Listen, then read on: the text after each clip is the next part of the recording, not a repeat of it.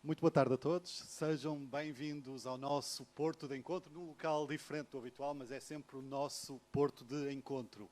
Ao fim de 94 edições, continuamos com a vontade de percorrer alguns dos mais significativos espaços culturais e anfiteatros da nossa cidade do Porto. É o que acontece esta tarde, ao marcarmos aqui presença neste magnífico auditório, o Auditório Francisco de Assis, recentemente inaugurado, e por isso, em nome da organização, quero deixar aqui um agradecimento ao Colégio Luso-Francês pela forma como disponibilizou imediatamente este espaço, criando todas as condições para que o mesmo decorresse da melhor forma possível.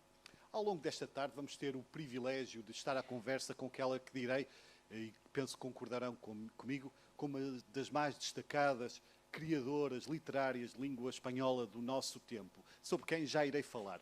Para já, permitam-me que agradeça primeiro às restantes protagonistas desta conversa, deste ciclo. É o caso da Ana Celeste Ferreira, cúmplice de longa data deste ciclo de conversas, que irá ler, certamente com o brilhantismo habitual, 3 excertos da obra em destaque esta tarde, O Perigo de Estar no Meu Perfeito Juízo.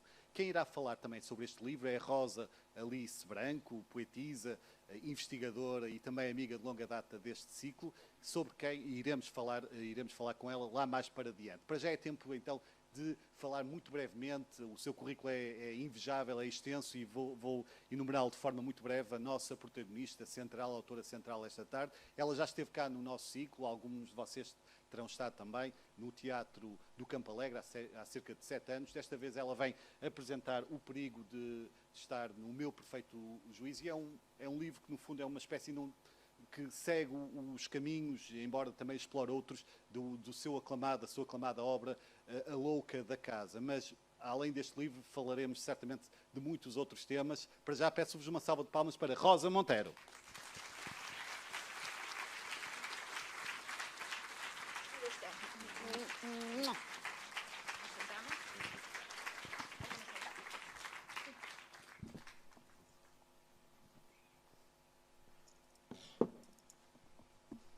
Qué bien. Bem-vinda, Rosa Alice. Rosa Monteiro. Rosa Alice é daqui a bocado. Rosas al cuadrado esta noche. Rosa, sí. será uma conversa muito perfumada em termos de Rosa.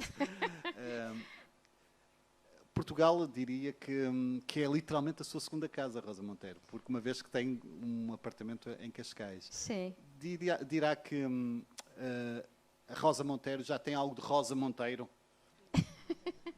Bueno, lo primero, antes quería pedir disculpas por no hablar en portugués, que además es una vergüenza, porque efectivamente tengo un apartamento en Cascais desde hace 14 años y debería hablar. Pero es que vengo y me encierro en el apartamento a escribir.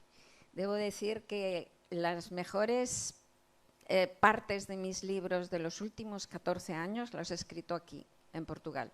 Y realmente mi casa de Cascais me ha salvado la vida en muchos sentidos. Pero no falo con nadie cuando estoy allí, ¿no? Entonces, el récord lo tengo en estar 5 semanas sin hablar con nadie. No está mal, ¿eh? 5 semanas sin hablar con nadie. Así que, pero bueno, disculpa porque verdaderamente me gustaría poder falar portugués como es debido. Há de lá chegar, certamente. Mas como passa tanto, como associa Portugal, sobretudo ao ato da escrita, no entanto, tenho alguma curiosidade em saber se, por força dessas permanências prolongadas em Portugal, sente que aos poucos vai adquirindo um ou outro jeitinho português, porque, embora os povos português e espanhol sejam vizinhos, ¿há claras diferencias de temperamento o no? Sí, bueno, siempre lo digo. Una vez lo estaba comentando con Manuel Valente, que era el antiguo editor de Porto, ahora retirado, un editor maravilloso y mítico, ¿no? Y yo siempre digo que los portugueses son mucho más civilizados que los españoles, sin duda. Es decir, Portugal es para mí como España, pero quitando lo malo de España, ¿no? Entonces, es verdad, o sea, no sois educados, afectuosos, amables, no gritáis, no os peleáis, no sé, estas cosas, ¿no? tan españolas. Y eso siempre lo he dicho, me siento maravillosamente bien, ¿no? Y se lo comentaba con Manuel y Manuel me dijo algo. Y dice, sí, sí, todo eso es verdad. Él es portugués, naturalmente, ¿no? Y dice, pero una vez estaba yo con mi mujer, con Rosario, en un pueblo de la línea, de la frontera, y estábamos a las 8 de la tarde en el lado portugués, o las 7 de la tarde, y todo estaba muerto. No había nadie en las calles. Y pasamos al lado español, y había una vida, toda la gente en las calles, todo. Y pensé, pues quizá tenga razón que haya que por todo se paga, ¿sabes, Sergio? Por todo se paga un precio. A lo mejor es verdad que esa cosa excesiva que tenemos los españoles tiene una parte buena y una parte malísima. La parte de que nos matamos a lo largo de nuestra historia, nos hemos matado, somos un país cainita, que se matan unos a otros. Vosotros habéis tenido la revolución de los claveles sin muertos. No, lo digo en serio, son dos maneras de vivir que yo envidio y admiro. La vuestra. Pero lo que me dijo Manuel me hizo pensar que quizá ese exceso español tiene también alguna parte buena, ¿no? Me hizo reconciliarme, Manuel, me hizo reconciliarme un poco con mi sociedad. Mas escolheu Portugal para viver ou para escrever, sobretudo, devido a essa calma? No, lo escogí porque siempre me ha encantado y porque además a mí me dio, en un momento de mi vida, os pasará a vosotros, ¿verdad? De repente amas a tu país, a tu sociedad y hay momentos que lo odias, ¿no? Entonces, en uno de esos momentos que no soportaba la división, el sectarismo, tal, dije, había ganado un dinero con una novela y tenía como para pagar el comienzo de un piso y pensé, me voy a comprar una casa fuera de España. Me voy.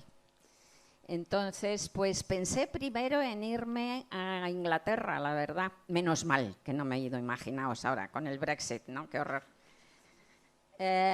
Pero claro, el problema es que yo tengo perros, cadelas, de hecho, cadelas. Y el problema es que para irte a Inglaterra, entonces no dejaban pasar a los caos, tenían que pasar una cuarentena tremenda. Y yo no me voy sin mis caos, ¿no? Así que lo segundo que pensé inmediatamente fue ya Portugal. Además, porque siempre me ha gustado mucho, mucho. Y además mi hermano ha trabajado 15 años, ha vivido 15 años aquí. Y entonces me dijo, estaba viviendo entonces en Cascais, trabajaba en Lisboa, pero vivía en Cascais. Y me dijo, pues el dueño de mi apartamento va a construir un apartamento y yo empecé a comprar el piso cuando no había nada, ¿no? Que me salió mucho mejor.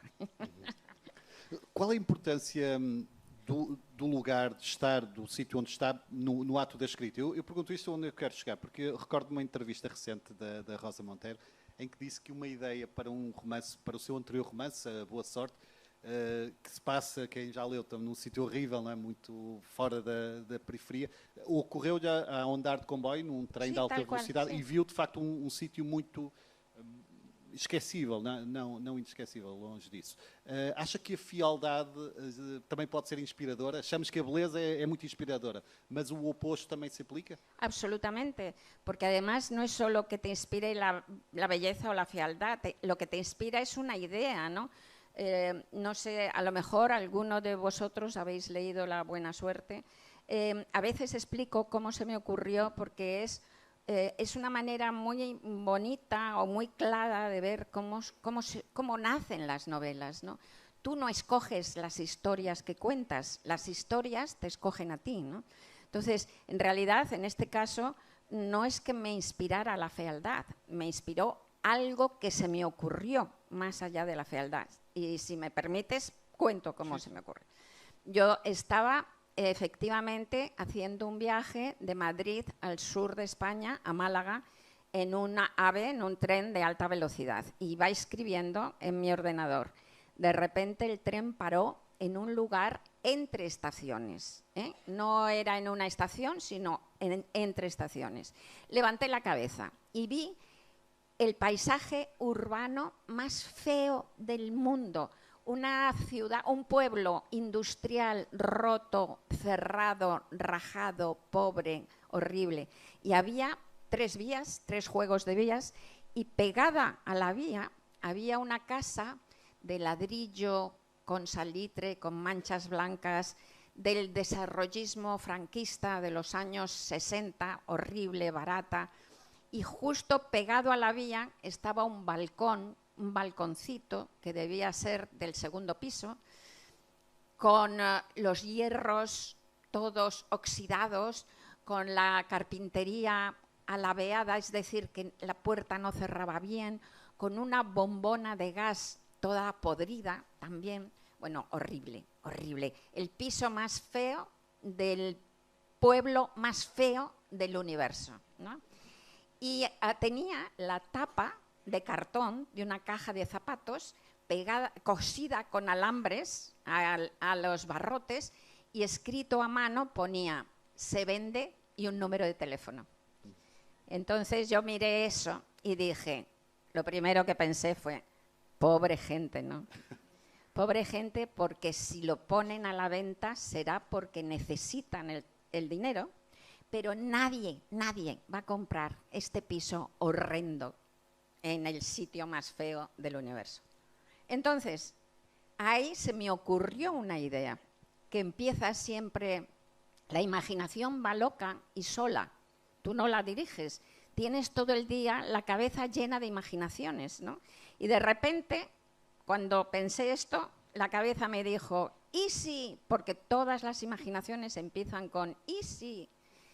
¿Y si hubiera una persona en este tren que levanta la cabeza y ve eso, y se baja en la siguiente estación, se da la vuelta, entra en ese piso, se lo compra y se mete y se encierra en ese piso y no llega nunca a donde iba, a la estación, y desaparece?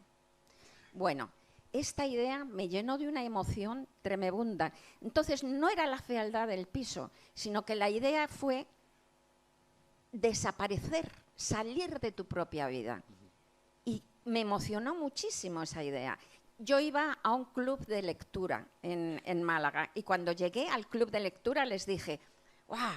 He tenido esta idea, se la conté, y va a ser el comienzo de mi próxima novela. Y efectivamente, 4 años más tarde, es exactamente el comienzo de la novela.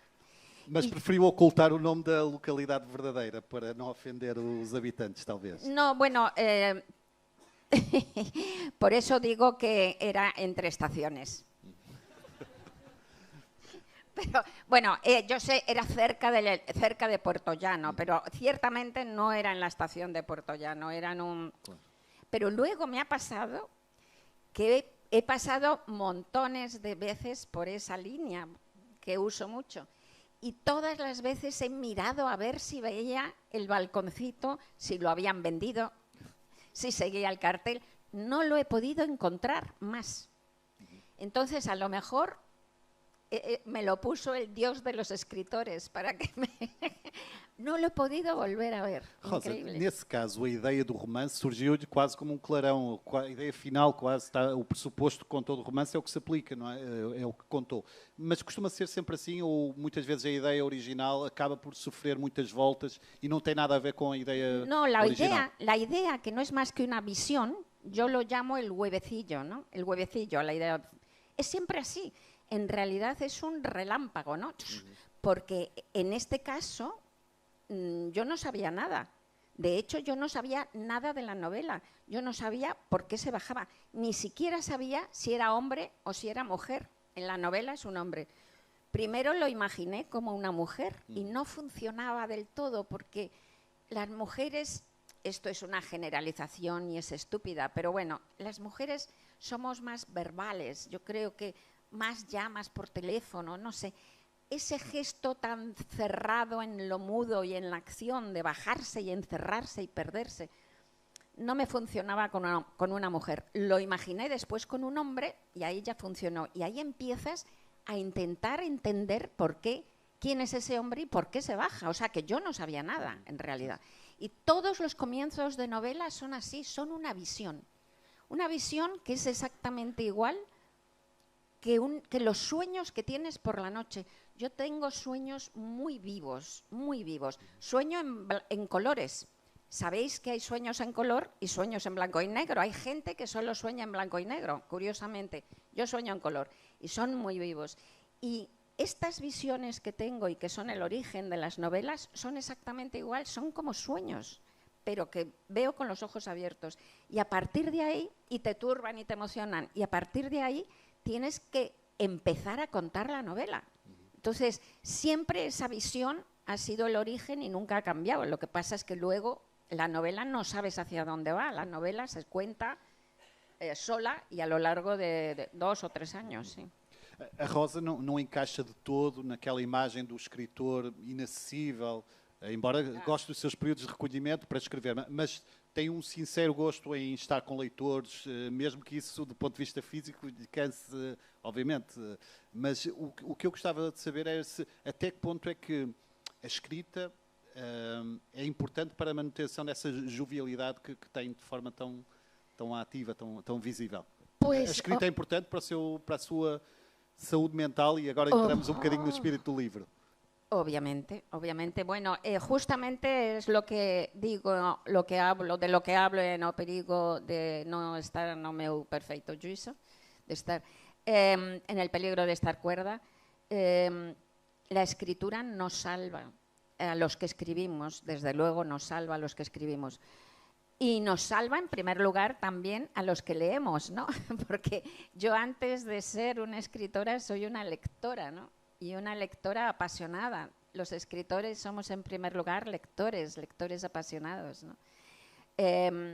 Y yo no podría vivir sin leer, ¿no? Pero desde luego sé que no podría vivir sin escribir. A veces me preguntan si la escritura es una terapia, ¿no? Si es terapéutica para mí. Pues fíjate, Sergio, a mí terapéutico es una palabra que se me queda corta. Terapéutico es que te duela la cabeza y que te den una aspirina, ¿no? Escribir va mucho más allá. Como la mayoría de los novelistas, yo he empezado a escribir cuando era niña, ¿no? Leí una entrevista con J.K. Rowling, la autora de Harry Potter, que decía que su primera novela la había escrito con 6 años y era de un conejito, de un coelho que hablaba, ¿no? Y yo mis primeros cuentos, que mi madre fechó y guardó, los escribí con 5, casi 6 años y eran de ratitas que hablaban. Así que nos da a todas por los roedores parlantes a saber qué significa esto, pero bueno, ¿no? Entonces, lo que quiero decir es que desde que me recuerdo como persona, porque el recuerdo articulado de uno mismo pues empieza en los 5 años o así, ¿verdad? Desde que me recuerdo como persona, me recuerdo escribiendo. Al principio era como un juego, pero yo necesitaba hacer ese juego. Entonces, la escritura para mí es como un esqueleto exógeno, un esqueleto exterior que me mantiene en pie. Creo que los escritores tenemos la sensación de que si dejáramos de escribir nos haríamos pedazos, nos caeríamos al suelo, no podríamos movernos, ¿no? O sea que, entonces, la escritura siempre está ahí dándome la vida. No sé si conocéis el microcuento este famoso de Monterroso, el escritor latinoamericano. Tiene uno de los cuentos más cortos de la historia de la literatura, que seguro que todos conocéis, que dice: cuando despertó, el dinosaurio todavía estaba ahí. Entonces, yo, utilizando el cuento de Monterroso, yo diré que cuando desperté a la vida, la literatura ya estaba ahí. Entonces, yo no tengo ni la más remota idea de cómo podría vivir sin escribir. Es más, me parece alucinante que haya gente que pueda vivir sin escribir, francamente. É curioso que este livro aborda em particular a questão da saúde mental, mas o que é certo é que esse tema há muito de interesse e é fortemente abordado nos seus livros. Acha que finalmente a sociedade despertou para a importância desse tema? Tem-se falado muito ultimamente a propósito dos resquícios, dos sinais da pandemia.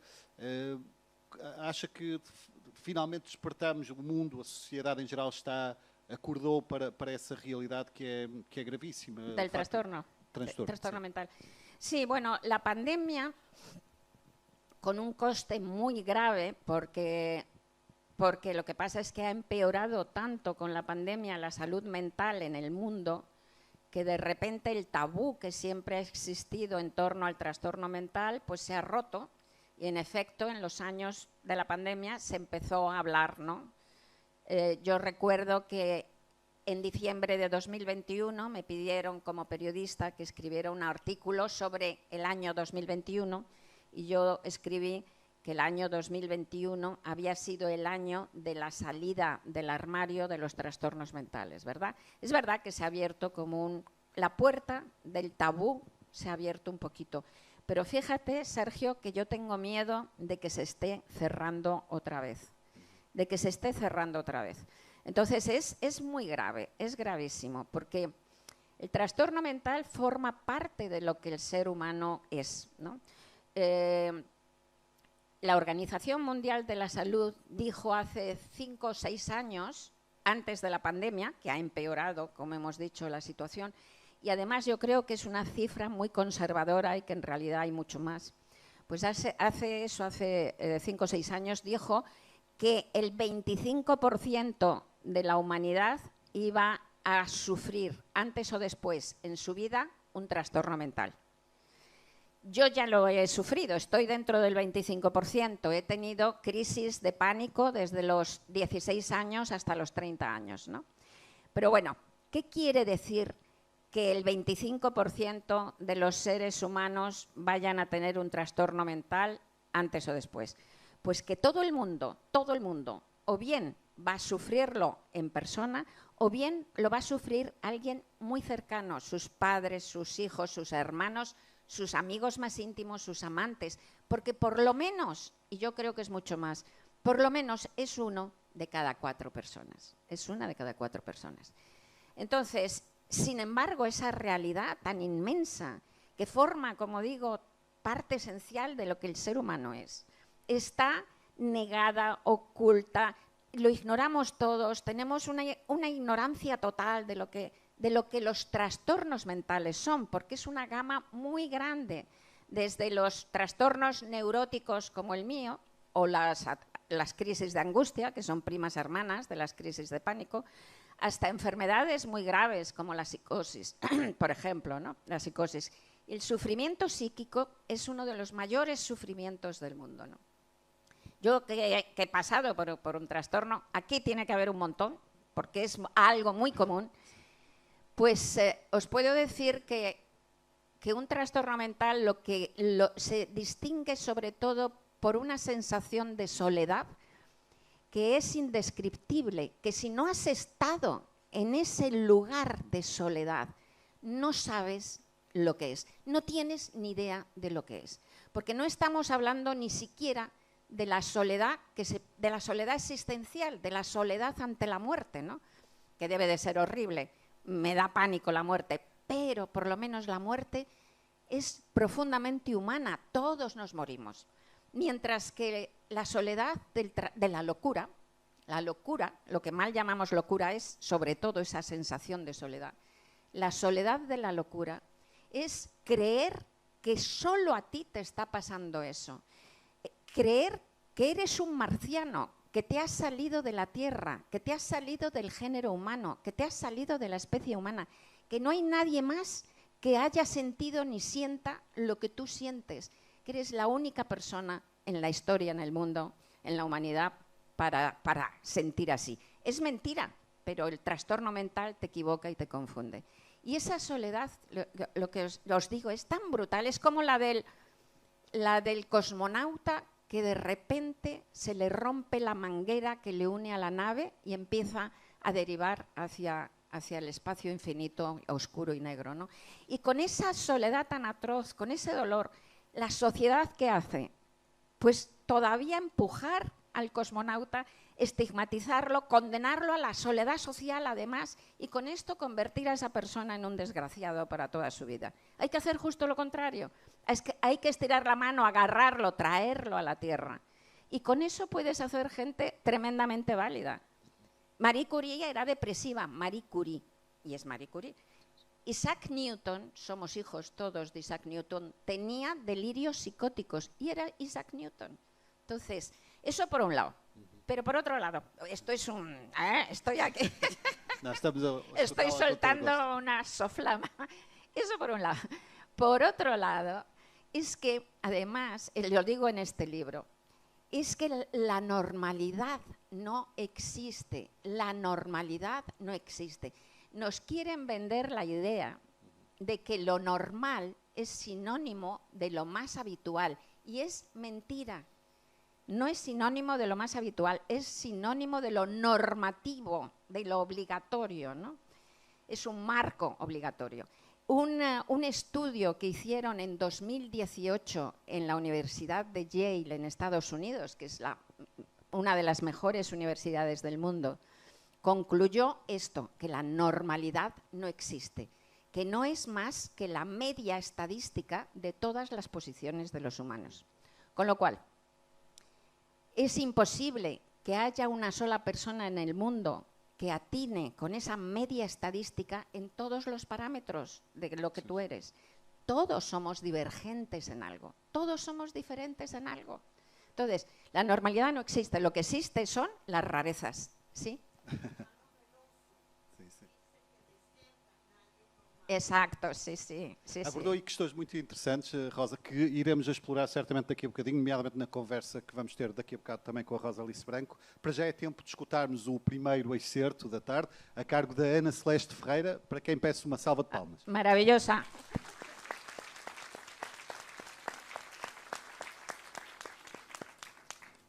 Boa tarde. Contra o medo. Se são pessoas observadoras, é provável que se tenham interrogado sobre o que aconteceu aos meus ataques de pânico, que desapareceram de repente aos 30 anos. Bom, não disponho de uma resposta definitiva, mas tenho uma hipótese que, quanto mais penso nela, mais evidente me parece. Deixei de ter crises de terror e de despersonalização logo depois de ter publicado o meu primeiro livro. Ou seja, quando comecei a publicar ficção de forma regular, e estou convencida de que ambas as situações estão relacionadas. Eu já publicava como jornalista há 10 anos, mas se temos problemas em inserir-nos na realidade, esse tipo de texto não nos serve. Por outro lado, escrevia ficção desde os 5, mas uma vez que não a publicava, esta também não possuía esse efeito estruturante. A combinação salvadora, que faz igualmente parte da tempestade perfeita, é escrever ficção e publicá-la. Fazer com que a leiam, com que os outros a compreendam e a aceitem. Ser romancista é, na realidade, uma atividade bastante estranha, quase diria extravagante. Consiste em passar uma enorme quantidade de tempo, 2 ou 3 anos, os que forem, fechada sozinha num canto de casa a inventar mentiras. Quero dizer, a inventar um russo ruivo que não existe, com sapatos de verniz que não existem, que abre uma porta de nogueira reforçada com barras de ferro que não existe. E para imaginarmos essa tontice, investimos o melhor da nossa existência, as nossas horas mais privadas. Em boa medida, deixamos de ler, de ir ao teatro ou a um concerto, de ver uma série, de passear os cães pelo monte, de sair com os amigos, de mimar os amados. Roubamos tempo a todas essas atividades agradáveis para o enterrarmos no raio do roço ruivo. E no fim dessa travessia alucinada, pomos na rua um livro e esperamos, com a respiração suspensa, que alguém o leia. Que alguém diga: a mim interessou-me, compreendi-o, vibrei com as mesmas emoções que tu, vi o mesmo mundo que tu viste. Porque se não nos leem, se o que escrevemos não agrada, a que ficariam reduzidos esses 2 ou 3 anos de obsessão pelos sapatos de verniz e pelas portas de nogueira reforçadas com ferro? Pura e simplesmente ao delírio de um louco. Por isso nós, escritores, somos seres tão carentes do olhar alheio. Por isso parecemos vaidosos, sempre à procura do apreço e do elogio. Por isso somos tão terrivelmente frágeis perante as críticas. Porque arriscamos a aceitação do mundo, a possibilidade de sermos normais, a sobrevivência e a sensatez. Era o que dizia John Nash quando falava de Zaratustra. Se dispomos de seguidores, se há gente que pensa como nós, tudo funciona. Julgo que quase todos nós, romancistas, temos a intuição, a suspeita ou mesmo a certeza de que se não escrevêssemos, enlouqueceríamos ou nos descoseríamos, desmoronar-nos-íamos, que a multidão que nos habita se tornaria ingovernável. Seria sem dúvida uma existência muito pior, ou talvez nem sequer chegasse a sê-lo de todo. O autor espanhol Ray Loriga passou recentemente por uma dura provação de saúde. Um tumor benigno danificou-lhe uma parte do cérebro. Foi operado e está bem, mas teve de reaprender a andar e a falar e perdeu a visão de um olho. Digo tudo isto para que compreendam a gravidade do caso. Bom, quando Ray chegou à UCI e recuperou minimamente o conhecimento, após uma operação terrível que durou horas, a primeira coisa em que pensou não foi se voltaria ou não a andar, mas se seria capaz de criar uma história. E então pôs-se a imaginar um senhor que saía da sua casa e fazia isto e aquilo, e só quando viu que efetivamente ainda conseguia continuar a inventar, é que relaxou. Porque se deixar de escrever, morro, disse-me há pouco tempo num bar, com um olho tapado por uma pala de pirata e o outro a faiscar de vida, do jogo da vida, do imenso jogo salvador da escrita. De modo que creio que publicar os meus romances, os meus pequenos delírios controlados, o psiquiatra Brenon diz que a obra é uma intuição delirante autoproduzida, e conseguir leitores que os aceitem, compreendam e apreciem, me prenda à terra, me cosa aos outros e, por conseguinte, à realidade, impedindo as crises de despersonalização. E isto é algo que me parece que nos acontece a todos. Já sabem, verdade número 1, somos todos iguais. Bukowski escreveu a um amigo: publicar-me-ão outro poema no número de setembro. Não é nada mau, e assim terei vontade de viver mais 3 ou 4 semanas. Conto-te porque me faz feliz à minha maneira e estou a beber cerveja. Não me interessa tanto a fama, como a sensação de que não estou louco e de que as coisas que digo se percebem. E acrescenta: não paro de escrever poemas e mais poemas. Se não fosse esta válvula de escape, seria um suicida, ou estariam a encher-me de comprimidos no manicômio mais próximo.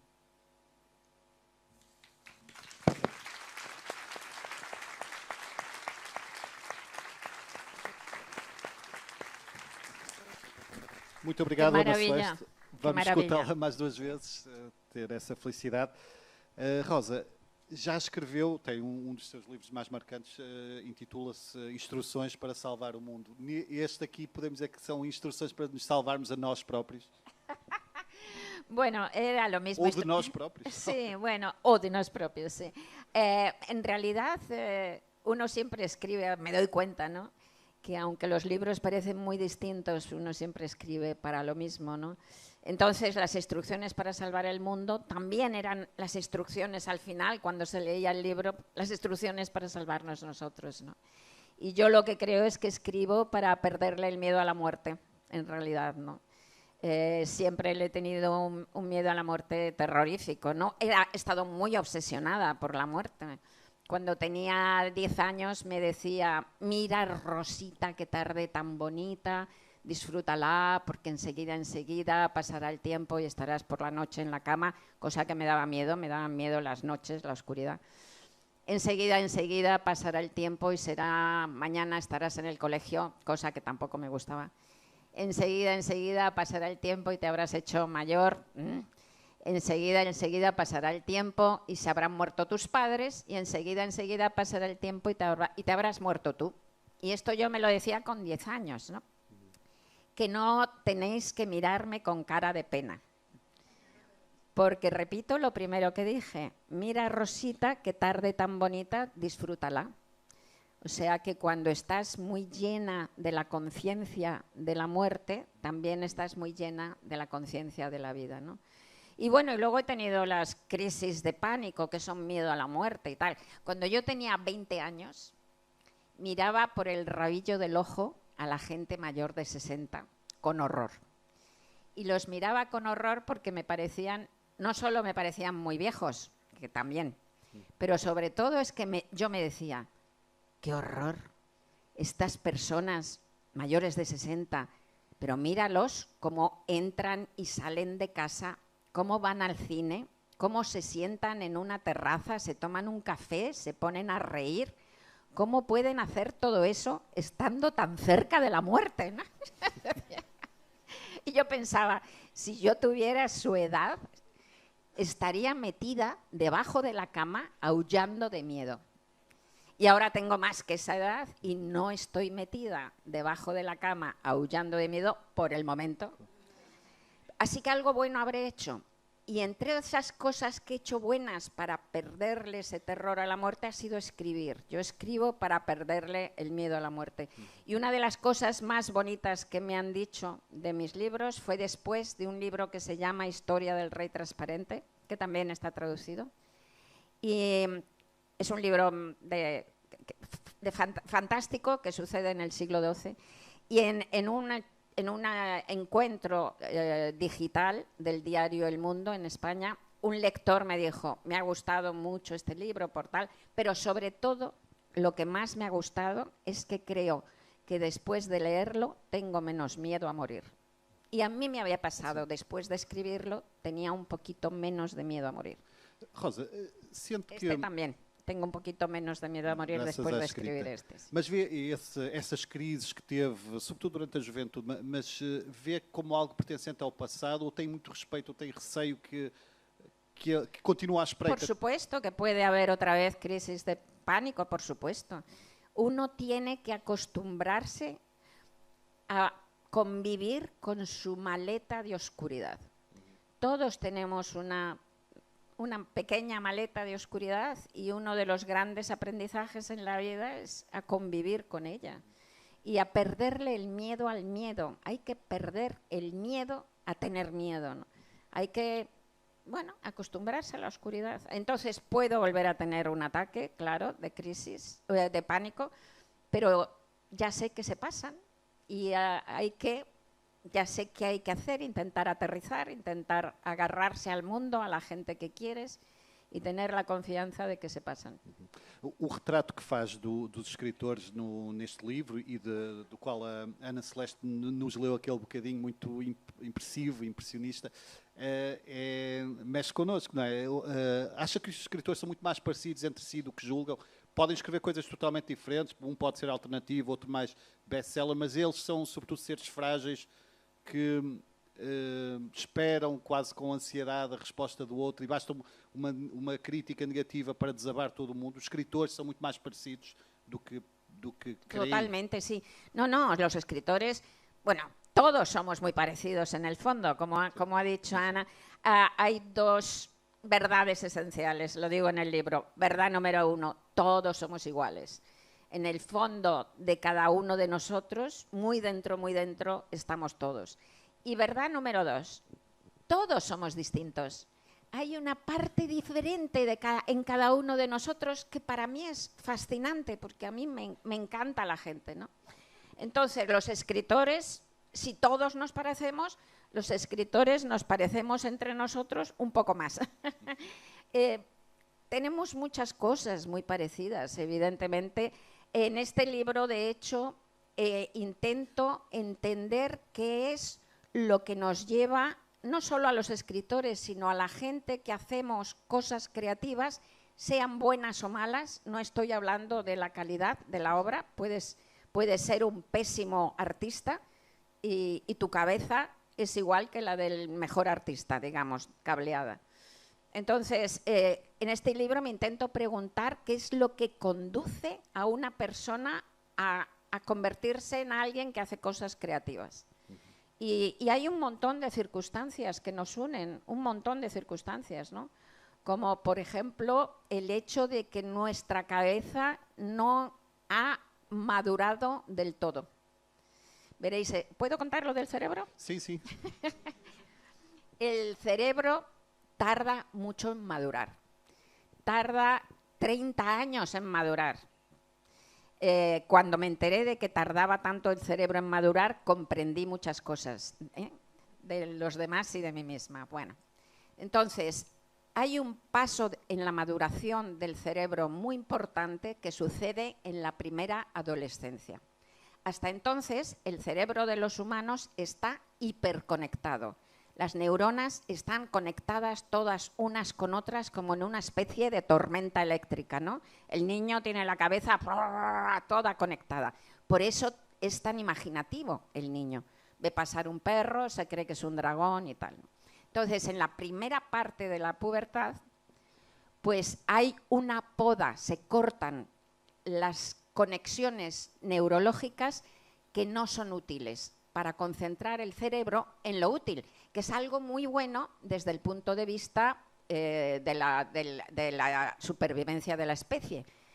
Entonces, se cortan las conexiones inútiles para que el ser humano se concentre en cazar bien a los mamuts, recolectar sin envenenar a la tribu, conseguir una pareja que pueda con el que tener descendencia, cuidar a esa descendencia hasta que sea madura. Todo esto perfecto para la supervivencia de la especie. Pero hay un 20% de la humanidad que se salta esta etapa de poda, esta etapa de corte de las conexiones. O que la poda, el corte, no es total, es solo parcial, ¿no?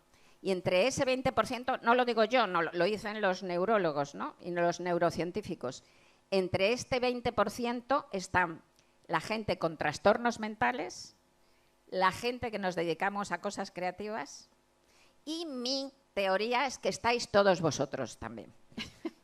No, en el serio, en el sentido de que yo creo que hay también mucha gente que no se dedica profesionalmente a cosas creativas, pero que tiene ese cerebro creativo. Y entre ellos yo creo que están todas aquellas personas que son lectores apasionados, que yo supongo que la mayoría de vosotros lo sois. La gente que necesita leer de manera apasionada para vivir, yo creo que todos tenemos, yo también soy ese tipo de lectora, que todos tenemos esta cabeza cableada distinto y diferente, ¿no? Porque ¿cómo somos los lectores apasionados? Pues somos gente, a lo mejor somos muy simpáticos, a lo mejor tenemos un montón de amigos, pero ¿qué pasa? Que de alguna manera no terminamos de encajar en la realidad. La realidad es un poquito incómoda para nosotros, hay una cierta fisura con la realidad y tenemos que cubrir esa fisura con un puente de palabras. Bueno, pues eso indica que tenéis la cabeza sin madurar. A mucha honra, porque el niño interior es el que crea. El niño interior es el que crea, ¿no? Y el que juega con la vida, ¿no? Yo creo que nos mantenemos más jóvenes. Creo con eso. Ler também é uma forma de descrever mentalmente, não é? E nesse sentido também há essa ligação. Rosa, o livro está cheio de frases muito marcantes e uma das que gostei mais, e vou lê-la, é muito breve, em que diz: escrever é brincar com um enorme brinquedo. Sí. Significa que também vê a escrita como uma forma de prolongar a infância? No como una forma de prolongar la infancia. Mira, yo fui, y creo que todos, porque es otra de las condiciones de la gente que se dedica a cosas creativas, fui una niña muy adulta. ¿Por qué? Porque según todos los expertos, otro de los ingredientes que lleva a una persona a ser una persona dedicada a cosas creativas es haber tenido un trauma en la infancia. Es haber tenido un trauma infantil. Entonces, esto suena muy fuerte, ¿no? Pero es que un trauma infantil puede ser simplemente el hecho de que tus padres se hayan mudado de ciudad cuando tú eras pequeño y que hayas abandonado tu colegio, tus amigos, tu barrio y hayas llegado a un nuevo colegio con amigos que te odiaban. Ya eso es suficiente trauma para escribir as luisiadas, directamente. Entonces, tenemos en común un trauma infantil. Y entonces lo curioso es que ante el trauma infantil el niño se disocia en dos personas, en dos personalidades. Una, el niño que sufre, y otro yo que cuida del niño que sufre. Y que según palabras de Ferenczi, que es uno de los padres del psicoanálisis, y es una frase preciosa, ese otro yo que cuida del niño que sufre es un yo que todo lo sabe y no siente nada. Todo lo sabe y no siente nada. Y ese yo que todo lo sabe y no siente nada es el que escribe, es el que compone música, es el que esculpe, es el que pinta. Y tiene sentido porque ese otro yo que todo lo sabe y no siente nada, tiene una distancia en la mirada, es capaz de percibir el mundo de una manera más amplia, ¿no? Pero al mismo tiempo es muy adulto. Entonces yo no fui, y todos nosotros creo que tenemos la misma sensación, todos los que nos dedicamos a cosas creativas, que hemos sido niños muy adultos, que hemos sido niños que no fuimos niños. Y ahora soy una vieja que soy muy poco vieja, que soy completamente infantil. Esa es la cuestión, quizá para compensar. Entonces, esto no es voluntario, Há uma Sergio. frase da Cristina Bessa Luís que vai nesse sentido, que é nasci velha e vou morrer criança. Claro, sí, Subscreveria. pero que ni siquiera es voluntario, que eso es así, es tu construcción. O sea, sigue ahí vivo el niño, efectivamente, la niña que no fuiste. La niña que no fuiste sigue ahí. A Rosa já disse em entrevistas que este, curiosamente, foi o livro já foi publicado há algum tempo em Espanha, Sim. foi o livro que despertou maiores reações dos leitores, diretamente ou indiretamente. Surpreendeu-a desse modo que um livro que não é especificamente um ensaio, um romance, tenha criado essa empatia junto dos leitores? Até que ponto é que isso foi surpreendente? Bueno, es siempre sorprendente lo que pasa con los libros, ¿no? Tú escribes los libros que necesitas escribir y no sabes muy bien qué va a pasar luego con ellos. Los escribes porque necesitas realmente escribir eso personalmente, y luego los libros tienen su propia vida. El libro no es un ensayo tampoco, ¿no? Yo a estos libros los llamo, como la loca de la casa, los llamo los artefactos literarios, y son en parte un ensayo pero muy poco convencional, en parte autobiografía, pero tampoco os fiéis de la autobiografía, en parte biografías de otros autores, en parte ficción, ¿no? Entonces está todo mezclado. Y bueno, yo no tenía ni idea de lo que iba a pasar, y está siendo un viaje maravilloso, emocionantísimo. En primer lugar, desde luego, de todos, llevo 44 años publicando, de todos mis libros es el que está teniendo una respuesta más tremenda de los lectores que vienen y me cuentan sus historias y me dicen que el libro les ha abrazado, que se sienten identificados, que han visto en el libro cosas de ellos mismos que habían silenciado o que les daban vergüenza, porque como os digo, el libro reivindica la diferencia, reivindica la rareza. La rareza y la diferencia no son patológicas, no son patológicas. Lo que pasa es que desde que venimos a este mundo desarrollamos unas estrategias defensivas tan grandes para que no se nos note la parte diferente de la norma, que entonces a veces llegamos hasta la represión absoluta de olvidar lo que hemos reprimido, ¿no? De no saber ni qué hemos reprimido, ¿no? Entonces, pues están pasando cosas maravillosas, ¿no? Un abanico de respuestas que va desde lo divertidísimo, por ejemplo, llega la gente y me dice, me cuentan rarezas que les pasan, ¿no? Vienen a firmar y me dicen, pues yo de pequeña chupaba baterías, ¿no? Porque claro, eso de poner la lengua y ¿no? Que da como la electricidad. Me pasó con un periodista en Buenos Aires, maravilloso. Estaba haciendo promoción en Buenos Aires en octubre. Y entonces, en promoción, te llevan a un hotel y estás haciendo entrevistas, y pusieron en otro salón, en otra sala del hotel, un set de televisión porque me iban a hacer una entrevista en televisión. Un periodista de televisión muy famoso allí que se llama Ernesto Tenenbaum, 50 y tantos años, y que yo no conocía, cosa rara porque voy mucho y los conozco, no lo conocía. Ya me avisan de que la entrevista está, voy al salón y claro, cuando tú entras, lo normal es que venga este señor y te diga, hola Rosa, soy Ernesto Tenenbaum, gracias por venir a la... Pero no, entro en la sala del plató y estaba en la otra punta de la sala, se viene hacia mí corriendo y me dice, Rosa, tu libro... Tienes toda la razón, porque yo tengo un TOC, un trastorno obsesivo compulsivo, un TOC con la báscula. Me peso 20 veces al día. Me peso con chaqueta, me peso sin chaqueta, me peso con zapatos, me peso sin zapatos. Sé lo que pesa mi corbata. La cravata, ¿no? Bueno, qué gracioso, se pasó 10 minutos contándome estas cosas, ¿no? Mas acha que essa resposta tão pronta, tão enfática dos leitores se deveu ao facto de eles terem sentido que a própria Rosa também queria partilhar com eles, com os leitores, essas suas convicções e segredos também, de certa forma, mais profundos, mais íntimos? Houve essa necessidade dos leitores de irem ao seu encontro? No, yo creo que simplemente has sentido este libro, porque yo, por ejemplo, llevo 20 años hablando de mis crisis de pánico, ¿no? Las conté ya en La loca de la casa hace 20 años, ¿no? No, pero este libro, que es el primer libro en el que de verdad me enfrento al tema, eso, a reivindicar la diferencia, y que lo hago de una manera pues ordenada y que llego a conclusiones y tal, creo que simplemente ha quitado, como les ha quitado, tengo la sensación de que ha sido como quitar el tapón a una botella espumosa, que ha salido algo que necesitaba salir ahí, que tenía la gente tan reprimida, ¿no? Y realmente es que, de verdad que es que hay que tener muy clara una cosa, la diferencia no es patológica, que nos la meten y... Recuerdo, ¿me permites contar una anécdota? Sí, sí. El pobre es que no le estoy dejando hablar, nada. Yo tenía una amiga de unos amigos hace muchos años, 20 años, ¿no?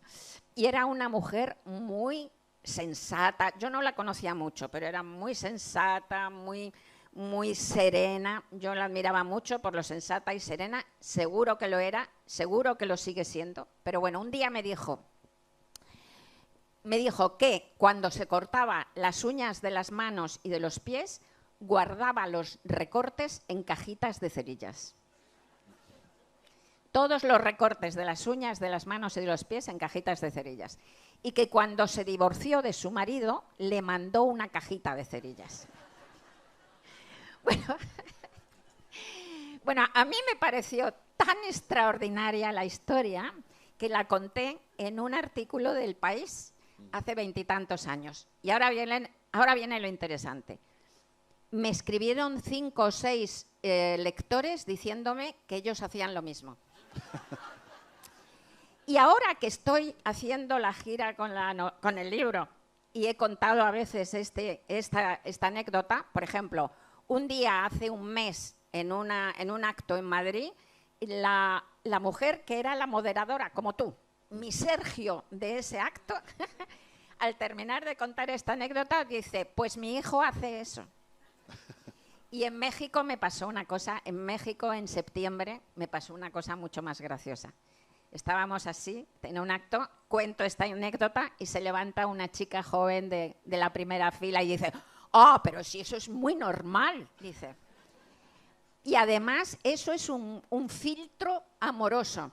Dice, mi madre toda la vida se ha limado las uñas y ha echado el polvo en el azúcar del café de mi padre.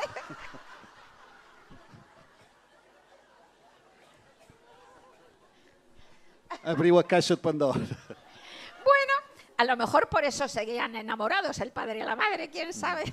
Bueno, la cuestión es que estas cosas están pasando con el libro. Están pasando estas cosas tan graciosas y están pasando cosas emocionantes hasta las lágrimas.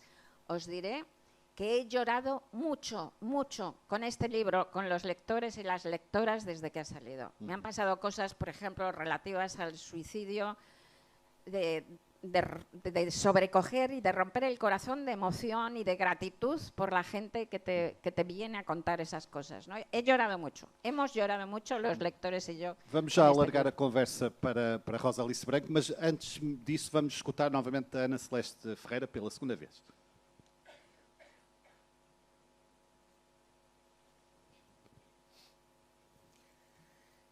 Este excerto fala um pouquinho ainda sobre a tal questão de perder o medo da morte.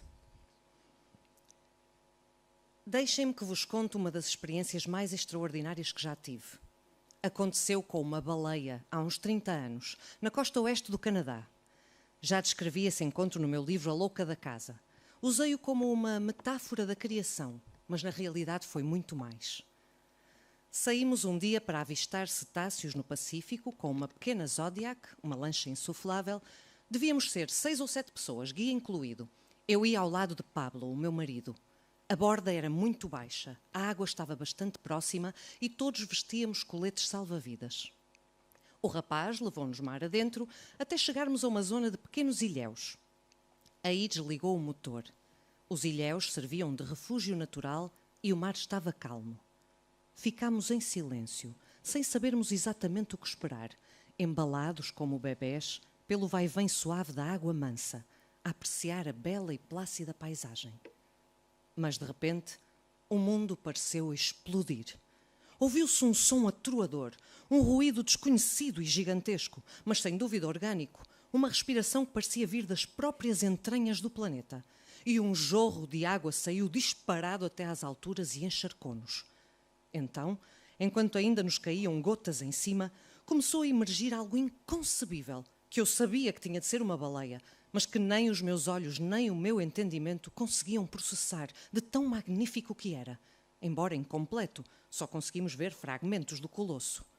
Justamente ao meu lado, a 1 metro ou talvez 2, tão perto que parecia poder tocar-lhe se esticasse o braço, começou a passar um arco imenso de carne.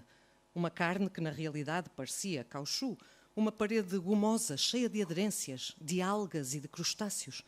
E pouco depois passou o olho, um órgão gigantesco que surgiu da água, percorreu todo o arco e mergulhou novamente no oceano. Esse olho impressionante que olhava para nós. Mais concretamente, que olhou para mim e me viu. Depois do olho ainda havia muita baleia por passar, muito músculo pétreo enfeitado de anémonas. Era uma baleia corcunda, um dos maiores cetáceos. Até que, por fim, a criatura ergueu a sua titânica barbatana caudal e submergiu-a vertical e muito lentamente. E toda essa enormidade, toda essa exibição inaudita de potência foi executada com uma delicadeza tal que não levantou espuma na água, nem originou uma onda capaz de sacudir a nossa lancha. Além da fortíssima respiração inicial, a baleia foi muito silenciosa. Só um ciciar líquido acompanhou o milagre do seu corpo, porque o foi, um milagre. Alguns amigos perguntaram-me mais tarde se não tive medo. Nenhum, de todo. Para ter medo temos de estar dentro do nosso eu.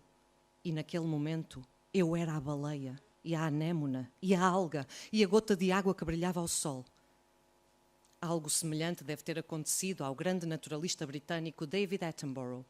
Durante uma entrevista contou-me que a experiência mais comovente da sua vida profissional aconteceu quando estava a estudar os gorilas em África e, de repente, se aproximou dele uma fêmea, lhe agarrou suavemente a cabeça com as suas grandes manápolas e começou, por sua vez, a observá-lo.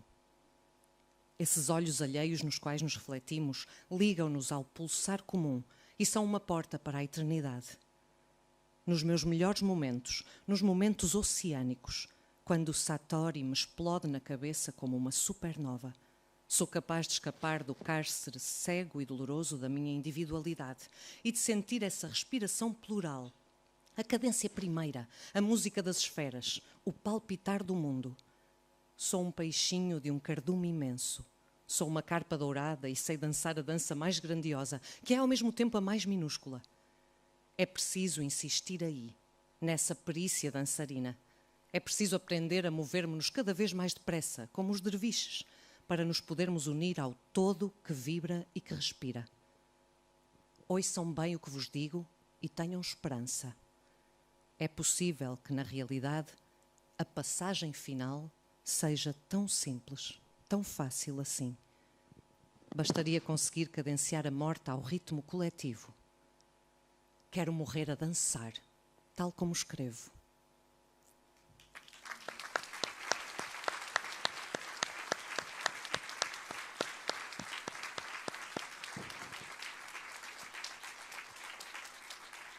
Muito obrigado, Ana Celeste. Ainda vamos escutá-la mais uma vez.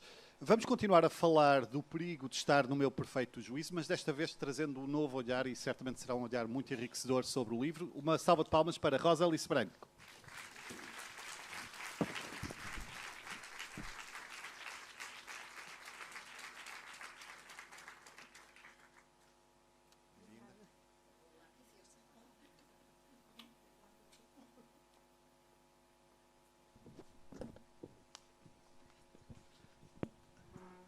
Bem-vindo, Rosalice. Bem-vindo. Partilham não só o nome, mas também a paixão pelas palavras e também pela ciência, não é? São muitos pontos em comum. Já vamos explorar essas afinidades. Para já estou muito curioso por saber o que é que a Rosalice acha do livro, que sei que leu avidamente e que comentou há dias que deixou numa euforia quase patética. O que é que provocou esse entusiasmo? Isso foi no Facebook. Eu não sei se Penso que estará. Póntelo eu bien, estou sem Prado. voz. Se não me ouvirem, eu tento puxar um bocadinho mais. Aproxima só um bocadinho, Assim, por favor. assim. É que às vezes depois faz bebê. Mas enfim. Bem, eu e a Rosa temos falado um pouco e chegámos à conclusão que também, além destas coisas em comum, temos vários transtornos. Vários traumas, vários transtornos e outras coisas também. E coisas também pela positiva, em comum. Muchísimas, sí. ¿No es? Tenemos solo 15 días de diferencia de edad. Exacto. Hemos pasado tuberculosis las dos. Tenemos claustrofobia, Espasmofilia. espasmofilia, Etiquetas. etiquetas, fobia a las etiquetas, sí. E Mas também fui nos eu gusta a adulta, ciência. claro. E também fui eu adulta, sem ter sido criança nunca, a não ser quando cheguei ao Porto para estudar aos 17 anos de idade. E por aí fora, que às vezes não nos lembramos de repente de tudo. Mas eu quando comecei a ler A Louca da Casa, logo para começar, onde há muitos destes exemplos, fiquei arrepiadíssima. Disse, o que é que eu vou encontrar mais? Porque não me parecia possível, ainda por cima, como é que consegue a Rosa ser depois, mais tarde, quando vai ver os papéis que foram deixados pela mãe, encontrar já um médico que detecta isto aos 2 anos de idade, não é? O que é incrível e que não podemos saber até que ponto essas contraturas e tudo isto vai depois, não é, ter um papel. Mas eu, por acaso, gostava, antes de falar dessas coisas, se me é possível, uma das partes que me também deixou arrepiada num outro sentido foi a parte que a Ana Celeste acabou de ler, da maneira magnífica como ela lê sempre. Maravillosa, maravillosa. Muito obrigada, de E verdade, esta Ana história Celeste. da baleia, esta história da baleia, que já é de facto contada, é um momento, porque depois dos suicídios todos, depois de tudo isso, boas notícias também, não foi? Absolutamente. Também há boas sí. notícias, não é? E o que é espantoso nestas boas notícias é que é a passagem do eu, sendo esse eu inconsciente ou consciente, mas é algo que está dentro de si e que não sai para o outro, a não ser através da escrita, mas que é uma manifestação do eu, para uma coisa que se nota neste último livro da Rosa Monteiro, que é essa necessidade de fazer sincronia, de fazer diapasão, de achar que se alguma salvação houver, uma vez que não é crente também, é lindíssimo, porque essa salvação está numa sincronia, numa espécie de diapasão, não é? Em que as mais diversas ondas sonoras, pelo menos as teta, e pelo menos 2 dessas ondas, se vão de alguma forma reunir. E é interessante pensar que a morte pode ter este apaziguamento, porque há uma coisa chamada o inconsciente coletivo. Sí. Claro, y esto del inconsciente colectivo tiene una tradición muy antigua ya, ¿no? Desde Jung, ¿no? Hablando, y Sheldrake, un biólogo reciente muy discutido, pero en fin, hay mucha gente que habla de esto. Y yo personalmente, lo que os decía, ¿no? Que intentas perderle el miedo a la muerte, yo personalmente cada vez siento más eso, que formamos todos parte de un cardumen, ¿no? De peces, verdaderamente, que es la humanidad, sí. E agora posso então dizer sim. um pouco. Sim, essa parte eu achei interessantíssimo este livro. Logo começando, eu comecei a ler A Louca da Casa. Mas já tinha sido uma leitora atenta da Louca da Casa há vários anos. Sim, já tinha lido 2 romances há mais tempo. O primeiro, a ridícula ideia de não voltar a ver-te, penso eu. Portanto, mas já tinha lido há muito tempo. Entretanto, como eu digo, como eu sobretudo leio muito poesia e ensaio, acabo por ter menos tempo para ler romance, o que é uma pena, mas realmente conhecia. Mas quando fui ler A Louca da Casa, o livro pôs-me de facto, eu às vezes fico a tremer quando tenho uma grande emoção de leitura, ou até quando vi, por exemplo, um filme do Visconti, eu lembro que é A Violência e a Paixão, E depois lembro-me que a palavra emoção ou comoção tem a palavra moção, não é? De movimento, não é? Portanto, é normal que cause um movimento em nós.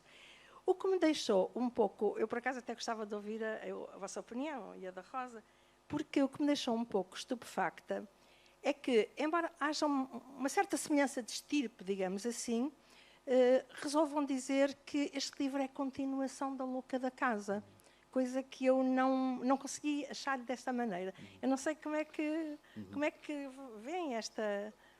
Rosa, acha que há pontos de contacto ou é apenas há um diálogo, mas não uma proximidade excessiva entre esses dois universos, da Louca da Casa e agora este 20 anos depois? Bueno, sí, curiosamente, ya os he dicho que uno no escoge los libros, sino que los libros te escogen a ti. Realmente yo no programo lo que voy a hacer, no soy ese tipo de escritor, además.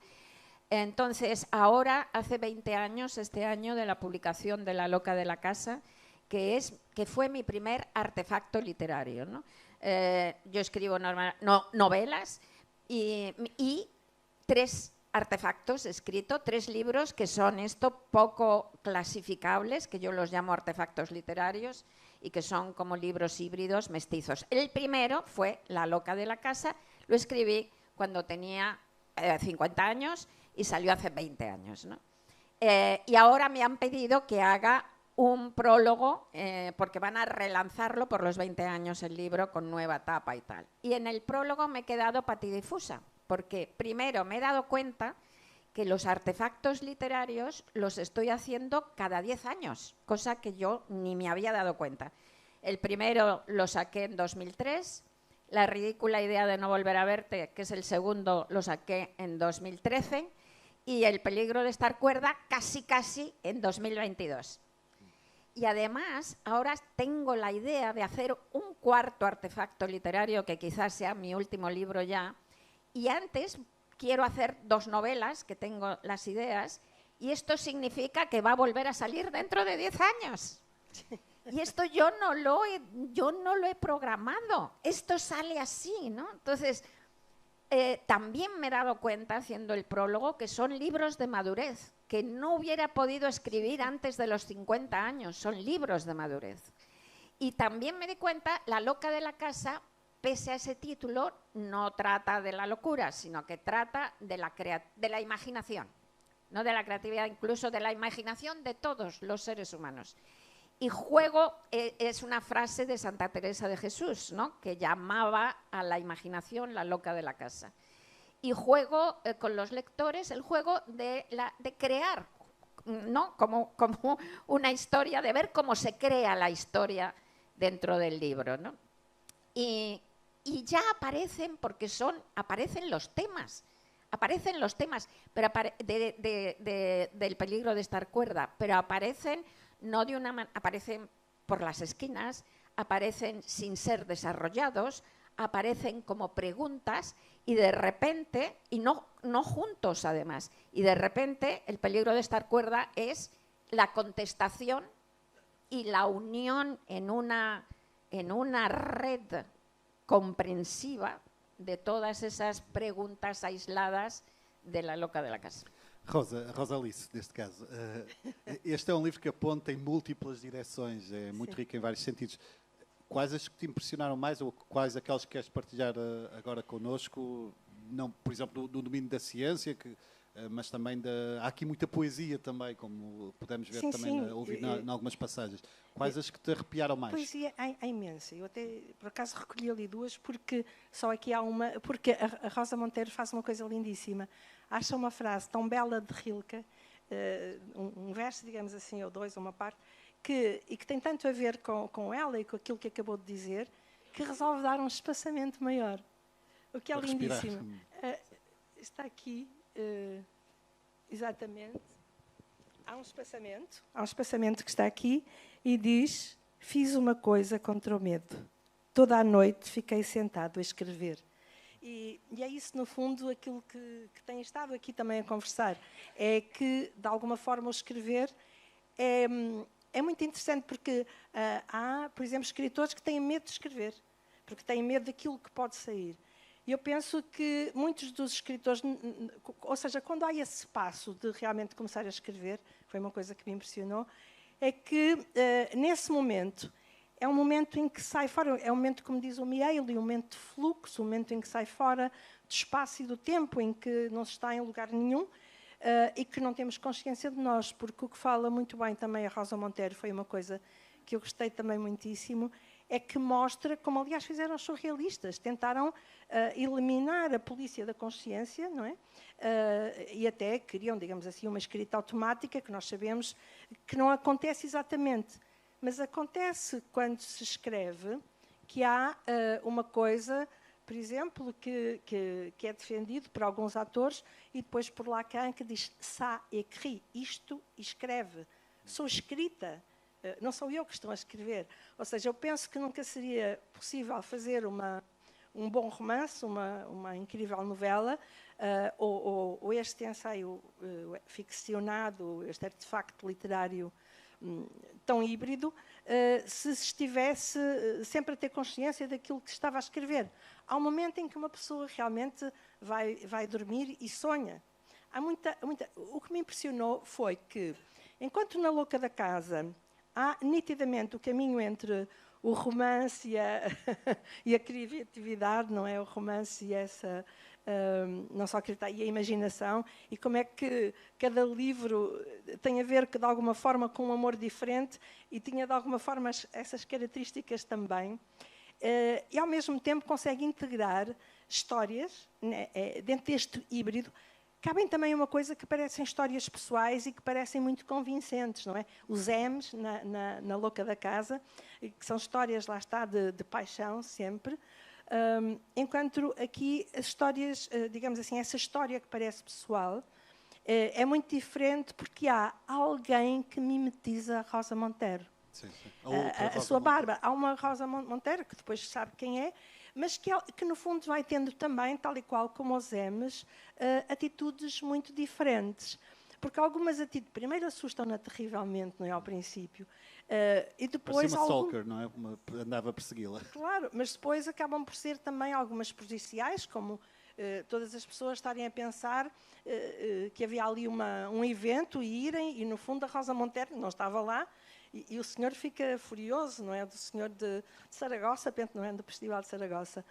Ou depois, quando foi dar aulas, e de repente já havia outra que estava, e houve uma complicação imensa. E depois, no final, aparece a carta, não é? E nesta carta, que nos dá uma outra perspectiva completamente diferente. Não é por acaso, porque a Rosa Monteiro é a mestra de passar de perspectiva em perspectiva, de nos dar, porque realmente a vida não é linear. Não é? É muito engraçado porque ela fala também de Picasso. E se há um grande perspectivista, dois. Fala do Nietzsche e fala do Picasso, que são dois grandes perspectivistas. E o que ela nos mostra também é que a imaginação, tal como a loucura, é sabermos ou não gerir, não é? Portanto, estou a falar no caso da imaginação, pode ser bem ou mal gerida. No caso da loucura, só penso que a única história é o John Nash, que realmente nós sabemos que conseguiu dar uma certa voz incrível. É uma história muito inacreditável e também arrepiante. E, portanto, este processo de inserir algo... lá está, e a irmã, não é? A Martina na Louca da Casa, em que a maior parte das pessoas ficarão a pensar... que tem mesmo uma irmã chamada Martina, porque é tratada... Por falar nessa questão, Rosa Alice, deixa-me só perguntar também à Rosa Monteiro se sabemos nitidamente neste livro quais são as partes do ensaio, ou seja, os excertos que resultaram da leitura de muitos livros de ciência e não só. Em relação à parte da autobiografia e da ficção, é mais difuso saber o que é que aconteceu verdadeiramente e o que é produto da sua imaginação. Para si é irrelevante saber se o leitor acha que aquilo efetivamente é ou não verdade, ou faz parte do jogo? ¿Será que podemos ver este livro também como un imenso jogo? Desde luego hace parte... Bueno, muchas gracias de todas esas observaciones maravillosas. Que, por cierto, permíteme nos unen muchas más cosas también, porque ella tiene, por ejemplo, un libro sobre los colores, que es otro artefacto literario también. O sea, nos unen muchísimas cosas tremendamente. Encantada de aquí para adelante. Ya, mucho más, amigas. Bueno, entonces es un juego, forma parte del juego no saberlo, pero es más que eso, ¿no? En el libro, en efecto, hay ficción. Hay partes de la impostora que parecen totalmente inventadas y que son muy raras y que os aseguro que son completamente verdad notarial. Hay partes que son ficción, que no son verdad. No voy a decir qué partes son verdad y qué partes no. Que cada lector crea lo que quiera creer, porque lo que sí que quiero decir es que las partes de ficción para mí son las más verdaderas del libro, porque con ellas lo que yo creo que expreso de la manera más directa y más evidente mi idea de la realidad. Y mi idea de la realidad es que para mí la realidad no es nada fiable. La realidad no es más que un decorado, está completamente atravesada de fantasía y de imaginación y de invento, la realidad. Y es un decorado muy poco seguro que amenaza con caerse y descorrerse en cualquier momento. La realidad es algo de lo que no nos podemos fiar. Empezando porque en el centro de cada uno de nuestros ojos hay un punto ciego, ¿sabéis? Donde el nervio óptico se inserta en la retina, el ojo no ve. Hay un agujero negro en cada uno de los ojos. Y no os creáis que es un puntito fino como la punta de un alfiler. El punto ciego mide entre 2 y 4 grados del arco visual. Y la luna del cielo, mide medio grado del arco visual. O sea que son 2 pedazos de puntos ciegos enormes en cada ojo. Y ahora bien, mirad para un lado, mirad para otro, a que no veis negro por ningún lado. Porque el cerebro inventa lo que no vemos. Así que para que os hagáis una idea de lo poco de fiar que es la realidad, vivimos en un espejismo. Directamente vivimos en un espejismo, ¿no? Entonces, esa mezcla mía de la realidad y la fantasía, para mí, es lo más verdadero, lo que indica el tipo de mundo en el que vivimos, ¿no? Yo cuando pasan 15 años o así de algo que recuerdo, a veces no sé si lo que estoy recordando lo he vivido, lo he leído, lo he escrito, lo he soñado o me lo han contado.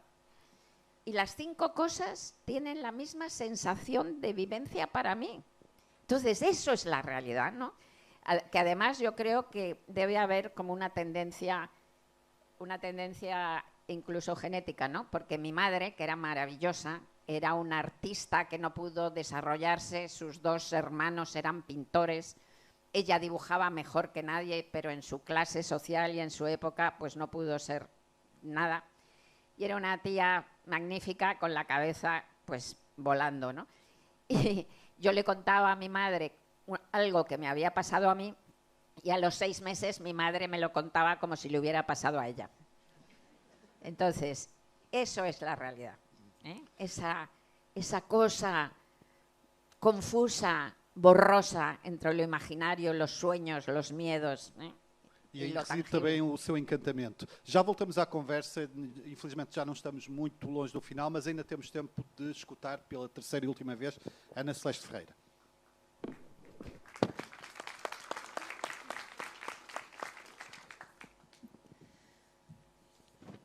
Este excerto fala dos problemas, dos transtornos que sofreram um tipo de escritores específicos que são as escritoras mulheres. Acabo de escrever num mundo normal e julgo que percebem bem a que me refiro. Ao sexismo, a essa discriminação feroz que manteve as mulheres durante tanto tempo, o que ainda continua a acontecer, olhem para o Afeganistão, numa situação de completa desigualdade e impotência. Num mundo normal, as artistas teriam podido crescer e amadurecer naturalmente e não tornarem-se essa espécie de aberração que foi, por exemplo, Alice James. Lembro-me sempre de Clara Schumann, compositora e pianista, que viveu no século XIX. De facto, algumas das peças estreadas pelo magnífico músico Robert Schumann, marido de Clara, um homem que teve enormes problemas mentais e morreu num hospital psiquiátrico, na realidade são dela. Clara, que tinha um talento musical colossal, estava presa no papel secundário de mulher e mãe. Teve 8 filhos e vários deles morreram. Entre isso e a doença de Robert, a sua vida deve ter sido muito desgraçada. Mas o pior é que o machismo a impediu do consolo da criação. Clara compôs pouco e explica a razão no seu diário. Um dia acreditei que tinha talento criativo, mas renunciei a esta ideia. Uma mulher não deve desejar compor. Se nenhuma foi capaz de o fazer, como poderia eu esperá-lo? Que frase terrível e desolada de derrota. E por acréscimo, quão errada. Ao longo da história houve inúmeras mulheres compositoras de enorme valia, como a alemã Hildegarda von Bingen, no século XII, precursora da ópera com Ordo Virtutum, um tipo de oratória que ela criou. Ou, já que falamos de ópera, Francesca Caccini, que no século XVII foi, juntamente com Monteverdi, responsável pela difusão e pelo triunfo deste género musical no mundo. De facto, na mesma época em que Clara escrevia o seu diário, havia muitas outras compositoras importantes na Europa. A também alemã Fanny Mendelssohn, ou as francesas Augusta Holmès e Cécile Chaminade, a espanhola Isabella Colbrán e especialmente a polaca Maria Szymanowska, famosíssima em vida e antecessora de Chopin, embora todas elas tenham sido esquecidas mais tarde, injustamente, como sempre aconteceu com a memória das mulheres. Por isso, a pobre Clara pensava que não havia nenhuma. Também me parece exemplar a história da escritora Charlotte Perkins Gilman, nascida em 1860, que sofreu uma depressão pós-parto e teve a infelicidade de ser tratada pelo médico Weir Mitchell, um fervoroso partidário da chamada cura de descanso. É que nessa época, a mais habitual receita oferecida às mulheres que apresentavam algum transtorno de espírito era proibi-las de ler, de pensar e, evidentemente, de escrever. Recomendavam-lhes o regresso aos trabalhos domésticos, que supostamente lhes devolveriam a sua feminina placidez. Lembram-se das frases que citei de alguns escritores que diziam que sem escrever enlouqueceriam? Pois agora pensem nessas infelizes autoras, a quem, cada vez que enlouqueciam, lhes tiravam os bicos de pena. Charlotte Perkins Gilman escreveu um relato maravilhoso, O Papel de Parede Amarelo, um conto gótico e feroz sobre o que acontece quando se faz isso a uma pessoa, no qual um médico chamado John, bem intencionado, mas sexista e estúpido, receita à esposa, que atravessa uma etapa um pouco histérica, a famosa cura de descanso. Para isso, John aluga uma quinta de veraneio e instala-se com a mulher num quarto do piso superior, que tem barrotes nas janelas, supõe-se que teria sido um quarto de criança, e as paredes cobertas por um papel amarelo. John continua a sair todos os dias para o trabalho, mas a mulher dele, que foi proibida de ler ou de escrever, não tem nada para fazer e começa a afundar-se numa impressionante crise psicótica, acabando por acreditar que existe uma mulher presa sob o papel amarelo, um vulto que se arrasta pelas paredes e que ela tenta libertar com um desespero frenético, rasgando o papel com as unhas. Charlotte enviou este forte relato ao seu médico e, algum tempo depois, o Dr. Mitchell escreveu-lhe a dizer que a leitura do conto o convencera de que tinha de alterar o tratamento. Se assim foi, talvez a minha vida não tenha sido em vão, escreveu Charlotte no seu diário. Emily Dickinson passou os últimos 15 ou 20 anos dos 55 da sua existência sem sair da casa de família no Massachusetts e vivendo cada vez mais como uma reclusa. Permanecia entrincheirada num quarto do andar de cima e falava com os convidados através da porta ou do ralo da mesma. Os biógrafos sublinham que não saiu do quarto nem para assistir ao funeral do pai, que se efetuou no salão da casa. Embora, sabendo o que julgamos saber, a verdade é que não acho nada estranho que agisse assim. Vivia para escrever. Por um lado, inúmeras cartas para os amigos. Por outro, os seus amados poemas, que retocava a lápis incansavelmente durante meses, em pedaços de papel ou nas costas de envelopes usados, até copiar a versão definitiva à tinta, num papel de qualidade. À medida que lutava contra a doença, contra a crescente perda de visão e contra o desequilíbrio mental, a sua letra ia mudando, clara e retilínea ao princípio, crispada e torta no fim. As letras caem e esmagam-se, se calhar como as esperanças. Senti a minha mente partir-se em duas, como se o meu cérebro se tivesse dividido, Tentei uni-lo, costura a costura, mas não cheguei a consegui-lo. Eis a descrição de uma crise dissociativa. A redação dos seus textos estava polvilhada de maiúsculas e de uma pontuação bastante peculiar. Os versos são tão estranhos como poderosos. Descobriu a poesia na infância, ao ler Elizabeth Barrett Browning, a autora britânica vitoriana, cuja obra, ao contrário do que aconteceu a Clara Schumann, mostrou a Emily que era possível ser mulher e escrever maravilhosamente. Diz ela desse encontro salvador: eu creio que fui encantada quando pela primeira vez, menina sombria, li aquela dama estrangeira. O escuro senti formoso. Foi uma divina insânia. Se o perigo de estar no meu perfeito juízo voltasse eu a sentir. É antídoto o voltar-se para tomos de sólida bruxaria. Comovem-me estes versos emocionados e essa sólida bruxaria da literatura, capaz de transformar a escuridão em beleza.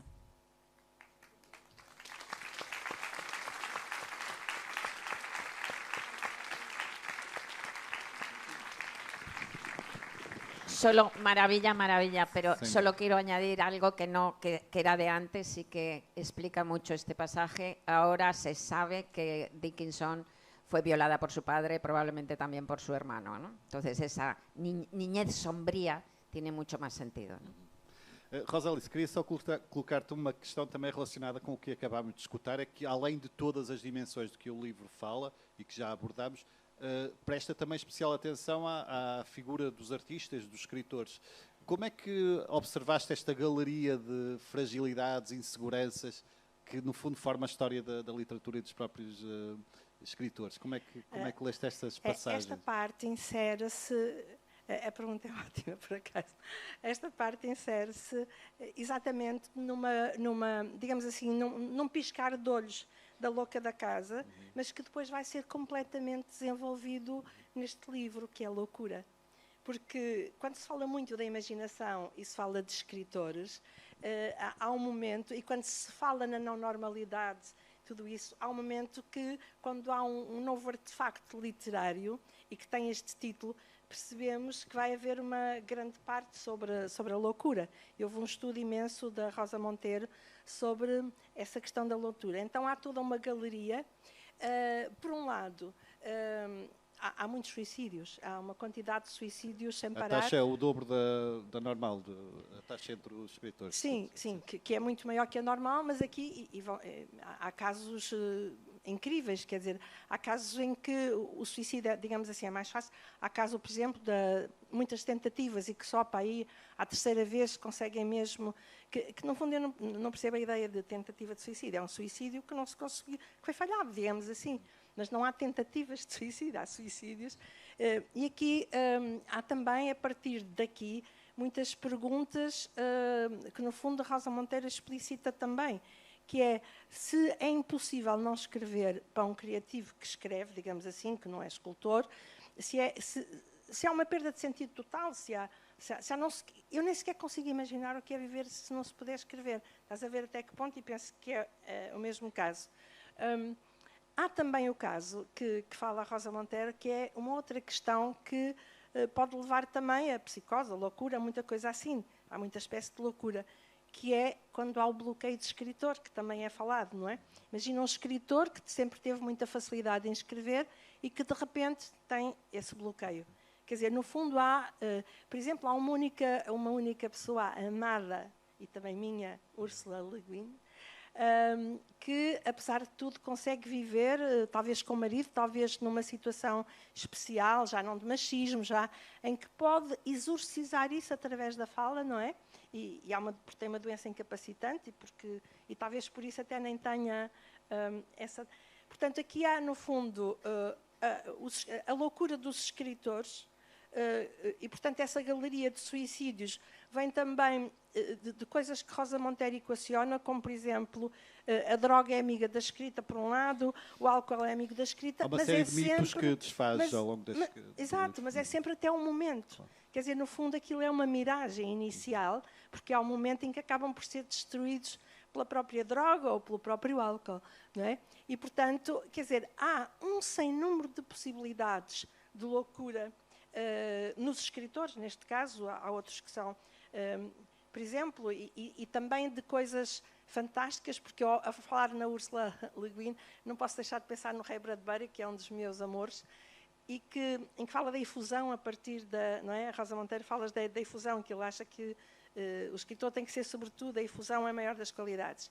E são dois que foram, por exemplo, muito mal amados entre as pessoas. Por exemplo, em Portugal foram colocados na Argonauta, ficção científica, que o facto de ser considerado um género menor faz com que... Tem vindo a mudar lentamente, mas...